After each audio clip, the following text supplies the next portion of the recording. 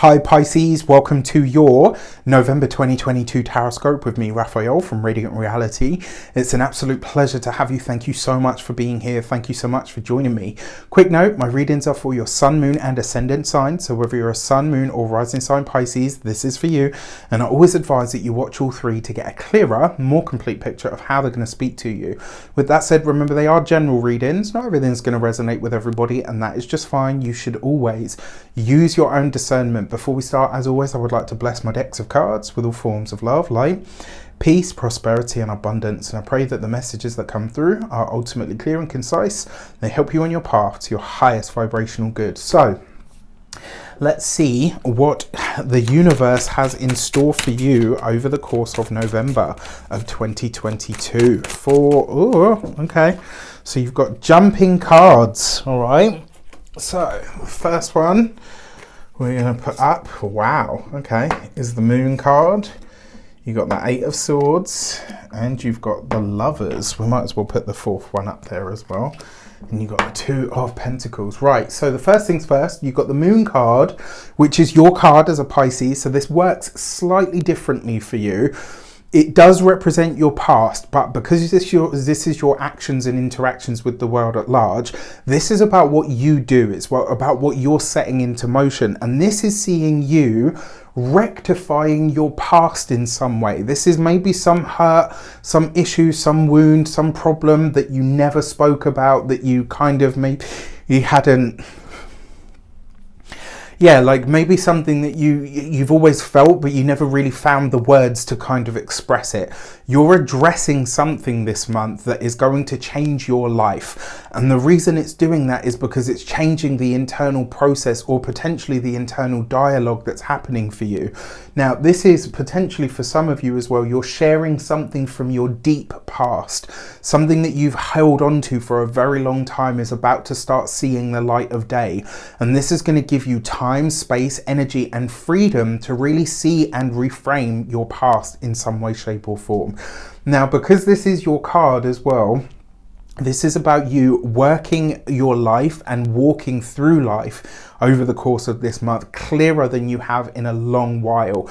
And yes, I say that realizing that it is the Moon card, right? Which usually isn't very clear, but this is your card and it's in your action. So it's like you're acting from a place of, I understand who I am. And it's almost like, because obviously you've got Mars squaring Neptune, your modern ruler, which is in your sign, and that's in the sign, Mars is in the sign of Gemini and going retrograde. It's kind of like that energy, that push-pull. Yes, it's a square. So there's something that's making you uncomfortable enough to the point where you're going to start speaking up. You're not holding back anymore. And I really feel like it starts now. For your communications and conversations, you've got the Eight of Swords. So this is something that you've been tight-lipped on, something you haven't been able to talk about, maybe something from your past. And this is you really working that over. I do have to say, unless it's directly to the person or, you know, that maybe you've had a problem or an issue with, or it's a therapist, or unless it's like a really close friend or a confidant, this is not the month to share everything that you intend, right? This is a month for you to just kind of get to it. Do it slowly, patiently, methodically, work through it, be in it for the long haul, be ready to do this work, because I tell you, whatever you start this month, I promise you, like, especially in this regard, when it comes to this like deep internal stuff, I really feel like it's going to benefit you for the rest of your life. Now, when it comes to your heart and half, you've got the Lovers card, right? So Lovers here, for those of you that are single, this with the Eight of Swords and the Moon card, if you have, it looks like a lot of you have either got a crush on somebody from your past, or maybe somebody that you already dated, and you're kind of trying to figure out, how do I go about kind of rekindling this partnership or this relationship? Not all of you, but a select few of you, it does feel like you're thinking about that. Another way that this could show up for you, because it is the Lovers card, you might have a choice to make between two people. Maybe it's between your past and your present. Maybe it's between, you know, two people that, you know, at this moment in time, you maybe thought you wanted to be with both of them. And now it's like you're suddenly at a point where you can't do this anymore. You actually do have to make a choice. For those of you that are partnered, or married, or, you know, have a long-term relationship. I really like this with that Eight of Swords, because it's like you're talking about stuff here that maybe has been the pebble in the shoe. It's like you're approaching things in your relationship. Maybe there's something in the past of the relationship where it's like, okay, we kind of broke it a little bit and things haven't been the same ever since. But it's like this month you're able to really get back to it and say, okay, you know what? Let's talk it out. Let's find a way to mend this or to fix this.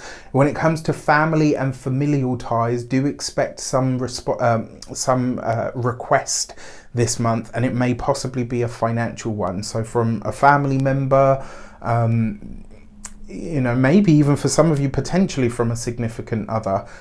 Now, let's have a look at your weeks of the month. Let's see what's going on for you. So for the first week of the month, you have the Hanged Man with the Moon card, right? So this is all your energy, because the Hanged Man is Neptune and the Moon is Pisces. So this first week of the month, I think you're clearer on yourself than maybe you have been for a while, or maybe you understand that you're in a bit of a fog or in a bit of a funk, and it's like this is where you kind of, like, something's going to enrage you this week. Something's going to really, really piss you off to the point where you're like, okay, this ends now. This shit stops now. This is not continuing for the rest of my life, for the rest of the month, let alone like the rest of my life. So this is going to be a big moment for a lot of you. Pay attention to your dreams and the things that you hear in passing, because I think that's where a lot of messages are going to come, and a lot of them will really land. For your second week of the month, you've got the Devil card. And this, I think, is you overcoming that hurdle, right? This second week of the month, I think your usual tendency is to just kind of clam up and say, oh, it'll be fine, it'll work itself out. Whereas this month, I actually feel like you're saying, no, that's not a good enough answer. I want this fixed. I want this rectified. And the only way to do it is to speak up. Speak up, speak out, and speak loud, right? So I'm here for it. Like I said, you're not sharing everything with everyone. Some conversations are only for certain people, all right? And you'll know what that means to you personally. For your third week of the month, you've got the Faith card. So this is the Hierophant card. Now, coupled here with the Devil card, I am going to say this mid portion of the month, this middle 2 weeks of the month, it's really important that you check your own belief structure or belief system, because you might realize that that has actually fed into a part of the experience that you've had, that you're ready and willing to step away from it. But it might come through that realization of, well, shit, you know what? I've had this belief at the bottom of all of this for all of this time, and I can't believe now, you know, like now that I see it in the light of day, I get it, I understand. You've got this underneath the Lovers card, which is actually kind of beautiful, because it means for those of you that are in long-term commitments but aren't there yet, this is an engagement. This is, you know, you deciding we're going to take it to, you know, we're going to tie the knot, we're going to make it serious. For those of you that are already married, etc., this is you taking the relationship towards something that has a bit more tradition. So I kind of feel like you're getting back to the good old days of the relationship this month, but it's going to require some really honest conversation. And then finally, for the fourth week of the month, you've got the Sun card underneath the Two of Pentacles. Whatever work you've been doing, whether it's energetic, whether it's material, whether it's professional, academic, whatever work you've been doing on your finances, this month you're going to see a result from it. Your finances, your finances, your money and your resources are getting a big boost. And it's almost like where you've been really careful with money, or where you've been really sensible with money, it's going to show. You're going to see the results of this. It's like, yes, you know, for all the savings that I did, it's maturing. Actually, you know, that thing that I invested, it's starting to come good. You're seeing results here this month in ways that you haven't seen them previously. The Sun card is beautiful. You've got it with the Two of Pentacles, which means your budgets, your, you know, tapping into your own flow of abundance, and whatever that means, has really started to unfold, and you're seeing results here. And it's only the start of it. That's the feeling that I get from it. It really is just like you're getting this little glimpse of, okay, all of this hard work and effort and all of the toil has not been wasted. So as it comes to your moons, remember I always talk about astrology from the ascendant first, to a lesser degree, but still always relevant, the sun and the moon. The full moon lunar eclipse in the sign of Taurus for you is happening in the 3rd house. This is your day-to-day stuff, right? This is your communications, it's the website that you use, it's your work, it's your skill set, the things that you do with your hands, potentially things to do with siblings.